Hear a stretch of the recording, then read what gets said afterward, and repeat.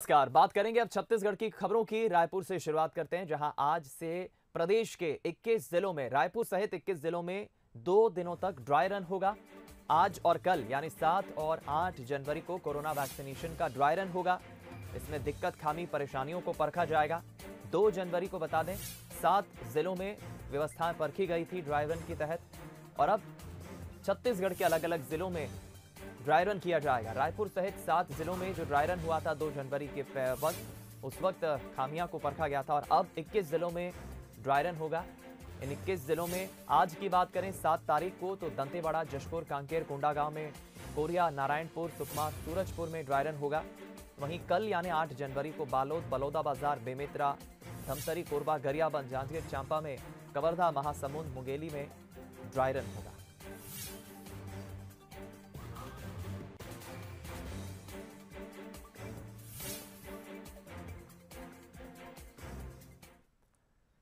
बात करते हैं छत्तीसगढ़ के कोरोना हेल्थ बुलेटिन की। यहां रफ्तार कम हुई है। बीते 24 घंटे में कोरोना के प्रदेश भर से 1050 नए मरीज मिले हैं, तो वहीं 7 मरीजों की मौत हुई है। 957 मरीज ठीक होकर डिस्चार्ज हुए हैं। प्रदेश में कोरोना के 9109 एक्टिव केस हैं। प्रदेश में अब तक 2,85,586 कोरोना पॉजिटिव मरीज मिल चुके हैं और 3,447 मरीजों की अब तक मौत हो चुकी है। दुर्ग से 130, राजनांदगांव से 94, बालोद से 39, बेमेतरा से 15, रायपुर से 153 नए मरीज मिले हैं।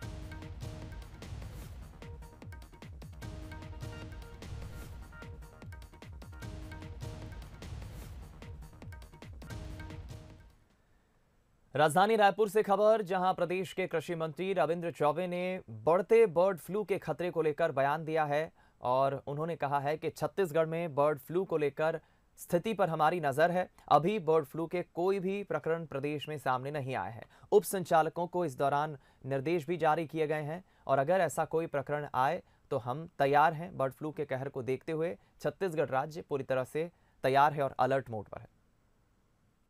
हम बहुत नज़र बनाए हुए हैं।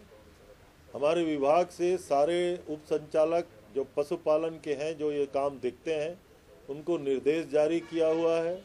जहां कहीं भी इस प्रकार के पक्षियों की लगातार मौतें दिखेंगी तो वहां किस तरीके से सावधानी बरतना है, इसका भी निर्देश जारी किया हुआ है। अभी पोल्ट्री के उद्योग में बर्ड फ्लू जैसी कोई बात छत्तीसगढ़ में देखने को नहीं मिली है, उसके बावजूद भी जिला प्रशासन के माध्यम से सावधानी बरतने के निर्देश दिए गए हैं। खबर राजधानी रायपुर से, जहां सीएम भूपेश बघेल का दौरा है। 12 बजे आज गरियाबंद जिले के राजिम मुख्यमंत्री पहुंचेंगे। राजिम पहुंचकर माता जयंती महोत्सव में शिरकत करेंगे। मुख्यमंत्री मुंगेली जिले के मोतीमपुर भी जाएंगे। मोतीमपुर के कार्यक्रम में भी शामिल होंगे और कार्यक्रम के बाद बिलासपुर भी जाएंगे।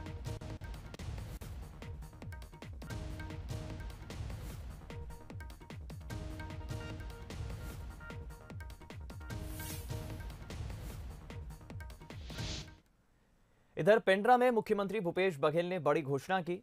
कोटमी को तहसील बनाने की मुख्यमंत्री ने घोषणा की है। राजमेढ़गढ़ में बैगा कुटीर निर्माण होगा। साथ ही मुख्यमंत्री ने बताया कि 1 करोड़ 27 लाख की लागत से निर्माण होगा। जिले में ब्लड बैंक खोलने की भी मुख्यमंत्री ने घोषणा की है।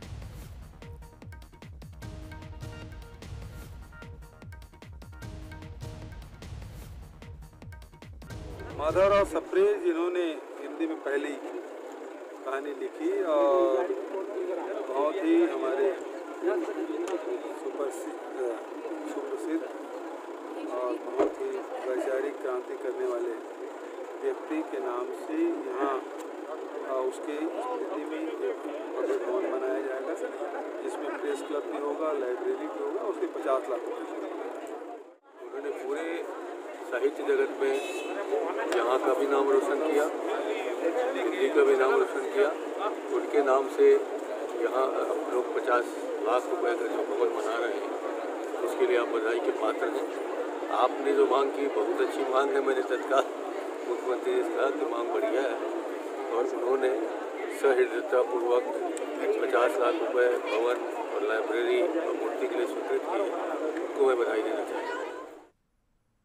ऑल इंडिया कांग्रेस कमेटी ने चुनाव अभियान प्रबंधन और समन्वय के लिए वरिष्ठ पर्यवेक्षकों की नियुक्ति की है। ये नियुक्तियां 4 राज्यों में होने वाले विधानसभा चुनाव के लिए की गई हैं, जिसमें छत्तीसगढ़ के मुख्यमंत्री भूपेश बघेल को असम राज्य के लिए चुनाव प्रचार मैनेजमेंट की जिम्मेदारी दी गई है। भूपेश बघेल को असम विधानसभा चुनाव के लिए सीनियर ऑब्जर्वर बनाया गया है। मध्य प्रदेश के प्रभारी मुकुल वासनिक को भी जिम्मेदारी दी गई है। मुकुल वासनिक सीएम भूपेश बघेल के साथ असम के सीनियर ऑब्जर्वर बनाए गए हैं। सोनिया गांधी ने तत्काल प्रभाव से ये नियुक्तियां की हैं। पार्टी हाईकमान से मिली जिम्मेदारी के लिए मुख्यमंत्री भूपेश बघेल ने ट्वीट कर आभार व्यक्त किया है। उन्होंने कहा है कि वो इस जिम्मेदारी को स्वीकार करते हैं।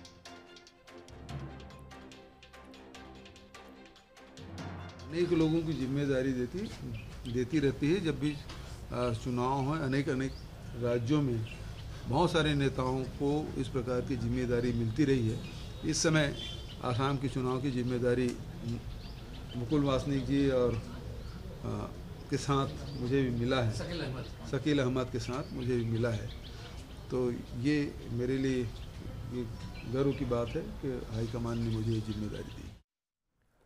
छत्तीसगढ़ की सियासत किसान और धान मुद्दे के आसपास ही घूम रही है। धान के उठाव को लेकर कांग्रेस के केंद्र सरकार पर हमलावर होने के बाद बीजेपी भी अटैकिंग मोड में आ गई है। धान खरीदी को लेकर बीजेपी ने सरकार के खिलाफ जंगी प्रदर्शन का ऐलान किया है। देखिए रिपोर्ट।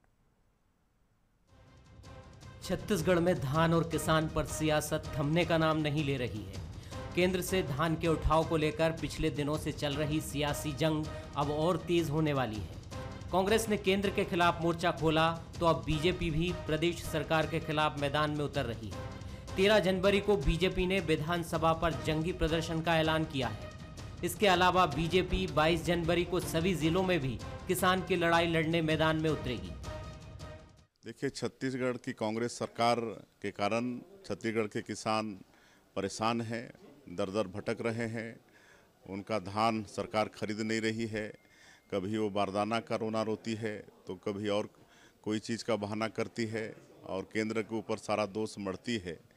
और इसलिए भारतीय जनता पार्टी ने निर्णय लिया है कि आने वाले 13 जनवरी को हर विधानसभा मुख्यालय में और 22 जनवरी को हर जिला मुख्यालय में जंगी प्रदर्शन होगा। इसमें हमारे प्रदेश के किसान भी होंगे, हमारे कार्यकर्ता भी होंगे। बीजेपी के इस प्रदर्शन की तैयारी पर कृषि मंत्री रविंद्र चौबे ने चुटकी ली है। उन्होंने कहा, ये लोकतंत्र के लिए अच्छा है, विपक्ष को सक्रिय रहना चाहिए। मुख्यमंत्री भूपेश बघेल ने भी धान और किसान मुद्दे को लेकर पूर्व सीएम रमन सिंह पर हमला बोला। जब से केंद्र सरकार में एनडीए के सरकार बने केंद्र में, तब से धान में जिन बोनस दी वो राज्य के चावल नहीं खरीदबो। और रमन सिंह बार बार चिट्ठी लिखे, ये मोर करो चिट्ठी कापी है। रमन सिंह जी चिट्ठी लिखे कि हमारे यहाँ चावल उपार्जन करे में दिक्कत आते, एकरे सरकार तेकर बाद भी बार बार चिट्ठी लिखत रहे और आज भी परेशानी डाले काम करत थे कि हमार चावल नहीं खरीदा थे। 60 लाख मीट्रिक टन के सहमति दे है और अभी बहुत बातचीत करें तो 24 लाख मीट्रिक टन के अनुमति मिले है। दरअसल 2018 में धान और किसान ही वो मुद्दे थे जिनकी वजह से बीजेपी सत्ता से बाहर हो गई थी। तब कांग्रेस किसान कर्ज माफी और धान पर बोनस के वादे पर 15 साल बाद सत्ता में वापसी कर पाई थी। उसके बाद से दोनों दल पूरी तरह से समझ गए हैं कि किसान के बिना 2023 की राह आसान नहीं होगी। यही वजह है कि हर दिन और साल के 12 महीने किसान और धान सियासी मुद्दा बना हुआ है। अभिषेक शुक्ल, बंसल न्यूज, रायपुर। छत्तीसगढ़ कांग्रेस ने धान खरीदी को लेकर केंद्र सरकार के खिलाफ प्रदेश भर में अलग अलग जगह प्रेस कॉन्फ्रेंस की। राजधानी रायपुर में भी यह कॉन्फ्रेंस हुई, जिसमें कांग्रेस ने बीजेपी पर गंभीर आरोप लगाए। कांग्रेस ने धान खरीदी में 2 बड़ी दिक्कतों के लिए केंद्र को जिम्मेदार ठहराया। पहला, बारदाने की कमी और दूसरा, एफसीआई को धान उठाव के लिए देर से अनुमति देना। प्रेस कॉन्फ्रेंस में कांग्रेस ने और भी पहलुओं को लेकर केंद्र की बीजेपी सरकार को घेरा। जो ये रोड़ा केंद्र सरकार लगा रही है, क्या वो जनप्रतिनिधि होने के नाते छत्तीसगढ़ का प्रतिनिधित्व करते हैं कि नहीं करते हैं? रमन सिंह जी बारंबार प्रश्न उठाते हैं, उनको जमीनी स्तर पर क्या चल रहा है ये पता नहीं है। जहां तक किसानों का विषय है, किसान पिछले 2 साल में कर्ज मुक्त हुआ है। हमारे छत्तीसगढ़ से कहना चाहूंगा कि आदरणीय भूपेश बघेल जी किसान पुत्र हैं और छत्तीसगढ़ का नेतृत्व करते हैं, हमारे पार्टी के मुख्यमंत्री हैं।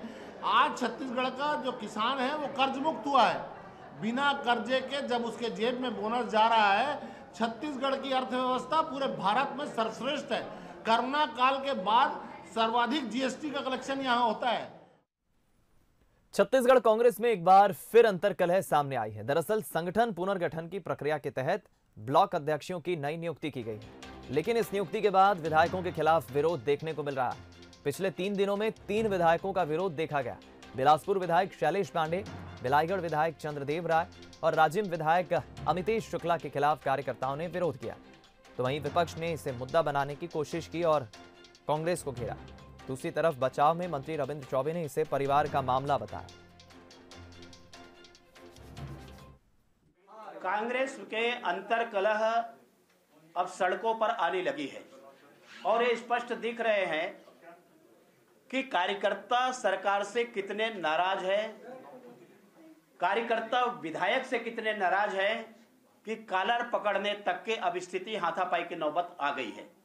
विधायक मंत्री से नाराज हैं, उनका घेराव करते हैं घर में जाकर के, और उद्घाटन में ये विधायक के द्वारा कहा जाता है कि रेट लिस्ट टांग दीजिए साहब, किस काम के लिए कितना पैसा देना है, और मंत्री मुख्यमंत्री के लिए नाराज है और उसके खामियाजा छत्तीसगढ़ की जनता भुगत रही है। लोकतंत्र है, अपनी बात लोग कहते हैं और बड़ी पार्टी है, अंतर विरोध चलते रहता है, लेकिन हमारे सभी विधायक अपने अपने क्षेत्रों में सक्रिय हैं। खबर बीजापुर से, जहां पुलिस और नक्सलियों के बीच मुठभेड़ हुई है। सामान छोड़कर नक्सली भाग गए। मौके से बंदूक, वायरलेस सेट और डेटोनेटर बरामद हुआ है। माओवादी साहित्य, राशन सामान, दैनिक उपयोग की सामग्री भी जवानों ने बरामद की है। ये कार्रवाई डीआरजी, एसटीएफ और कोबरा की संयुक्त कार्रवाई थी। गंगालूर इलाके के इतवार लेंड्रा के जंगलों का ये मामला, जहां मुठभेड़ हुई।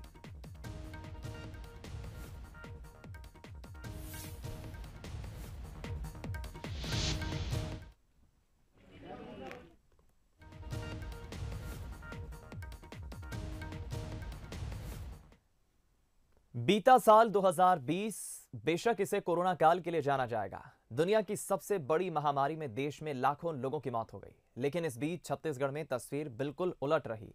देश में जहां साल 2020 में सबसे ज्यादा मौतें कोरोना से हुई, तो वहीं छत्तीसगढ़ में कोरोना नहीं बल्कि सड़क दुर्घटना में सबसे ज्यादा मौतें हुई और युवा सबसे ज्यादा इसका शिकार हुए। इसी की संख्या में सबसे ज्यादा छत्तीसगढ़ आगे भी है। देखिए रिपोर्ट। कोरोना को हराना है, इस संदेश को देश के किसी राज्य ने अमल पर लाया हो या ना लाया हो, लेकिन छत्तीसगढ़ ने जरूर इस पर अमल किया है, फिर चाहे तरीका कुछ भी हो। जानकर हैरानी होगी कि कोरोना काल में छत्तीसगढ़ में सबसे ज्यादा मौतें कोरोना से नहीं हुई। यहाँ रोड एक्सीडेंट नया वायरस बनकर उभरा और युवा सबसे ज्यादा शिकार बने। सरकारी आंकड़ों पर नजर डालें तो 2020 से 5 जनवरी 2021 तक कुल 3,437 लोगों की मौत हुई, लेकिन सबसे ज्यादा मौतें रोड एक्सीडेंट में हुई।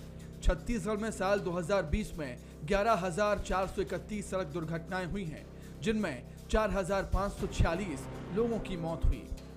मृतकों में 19 से 35 साल तक की उम्र के लोग ज्यादा हैं। पिछले साल की तुलना में फरवरी 2020 में 9.27%, अगस्त में 6.09%, सितंबर में 16.45%, अक्टूबर में 3.39, नवंबर में 14.70 तो दिसंबर में 21.16% सड़क दुर्घटनाओं से मृत्यु दर में वृद्धि हुई है।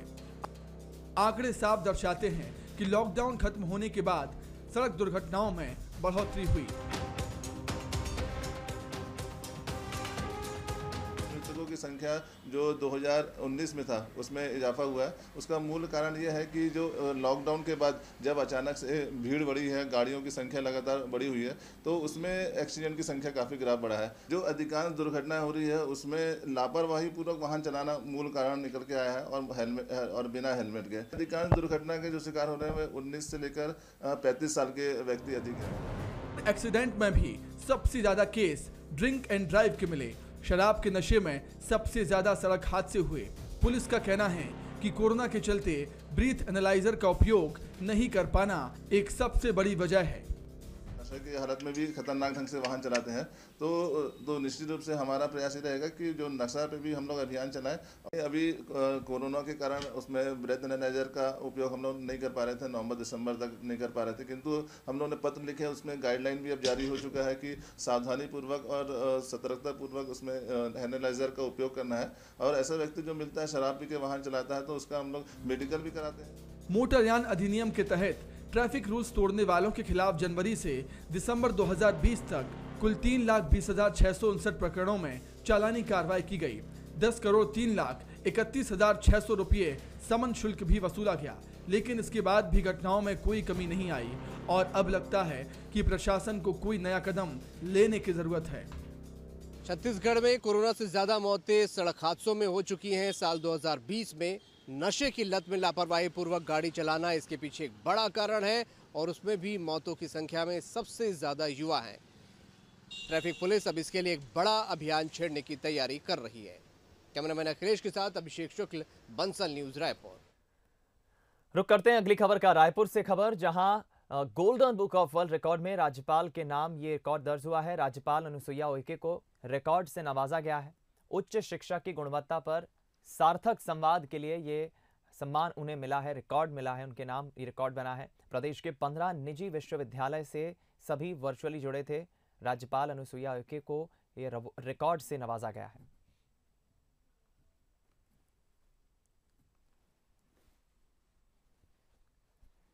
इधर कोंडागांव में कार्यकर्ताओं से मिलने पहुंचे पीसीसी चीफ मोहन मरकाम का एक अलग अंदाज देखने को मिला। मोहन मरकाम डीजे की धुन पर थिरकते नजर आ रहे हैं। लॉकडाउन के बाद क्षेत्र में मिलन समारोह कार्यक्रम आयोजित हुआ था, जहां शामिल होने पहुंचे थे। इस दौरान पीसीसी चीफ कार्यकर्ताओं के साथ डांस करते नजर आए।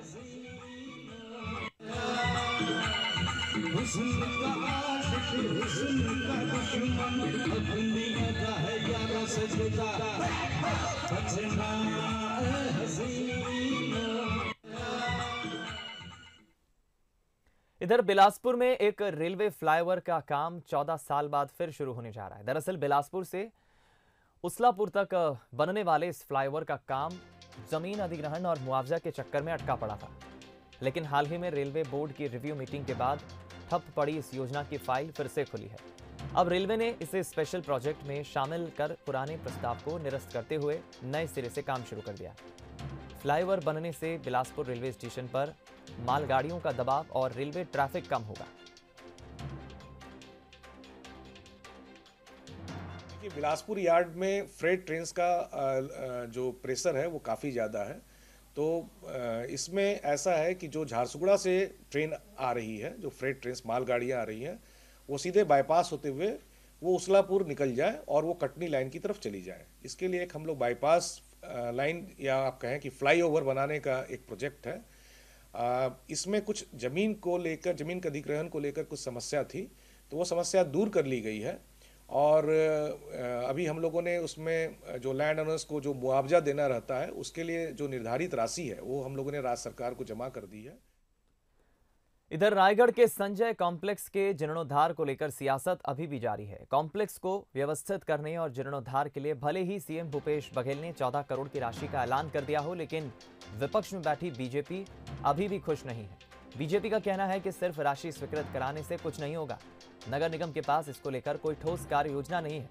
कोर्ट के लंबित मामलों को लेकर कोई रणनीति नहीं है। बीजेपी का कहना है कि व्यापारी और पार्षदों को विश्वास में लेकर योजना तैयार की जानी चाहिए। वहीं अधिकारियों का कहना है कि योजना पूरी तरह से तैयार है। कोर्ट में लंबित मामलों के कारण काम शुरू करने में देरी हो रही है। इन मामलों को भी कोर्ट में खत्म कराने की कोशिश की जा रही है।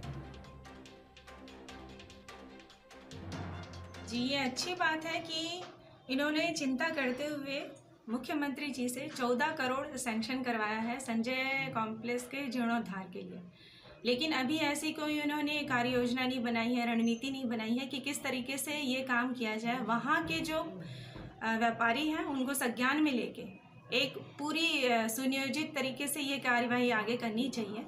अभी ठंडे बस्ते पे हैं, कई प्रकरण अभी बाकी हैं, उनको भी पहले पूरा कर लेना चाहिए, उसके बाद आगे काम करना चाहिए। इधर कांकेर में चारामा ब्लॉक के कानापोड़ में बन रहे आदर्श कन्या छात्रावास पर एक बार फिर ग्रहण लगता नजर आ रहा है। 4 करोड़ 50 लाख की लागत से बन रहे आदर्श कन्या छात्रावास के निर्माण पर आपत्ति जताते हुए ग्रामीणों ने हाईकोर्ट में जनहित याचिका दायर की है।